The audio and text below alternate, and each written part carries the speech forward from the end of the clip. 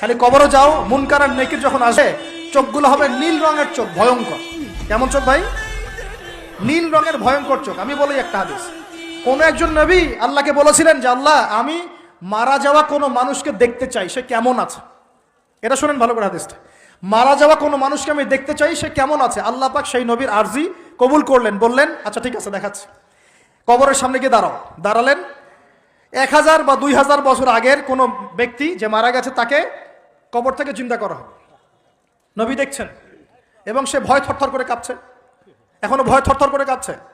নবীজি, আমাদের নবী নন, অন্য কোনো নবী তিনি, সেই নবী বলছেন যে তুমি ভয় কাঁপছো কেন? তুমি কত বছর আগে ইন্তেকাল করেছো, কি তোমার হালচাল বলো আমাকে। সেই ব্যক্তি বলছে, আমি আজকে থেকে 1000 বা 1500 বছর আগে মারা গেছে। আমি ভয়ে কাঁপছি। যখন আমি মারা যাচ্ছিলাম, মালাকুল মউত যে আকৃতি নিয়ে আমার সামনে এসেছিল, ওই আকৃতি আমি এখনো ভুলতে পারি না, তাই দেখে আমি থরথর করে কাঁপছি।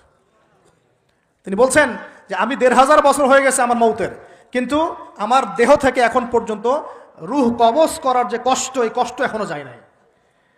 আর এই সব দুর্নীতি করে আর অন্যায় করে মানুষের সম্পদ আত্মসাৎ করে অন্যের উপর অত্যাচার করে আমরা ভাবছি যে আমরা কালকে আমাদের মাঠে পার পেয়ে যাবো। খালি কবরে যাও, তারপর বুঝবো। আল্লাহ রাব্বুল আলামিন আমাদের সবাইকে হৃদয়ের চোখটা খোলার তৌফিক দান করুন।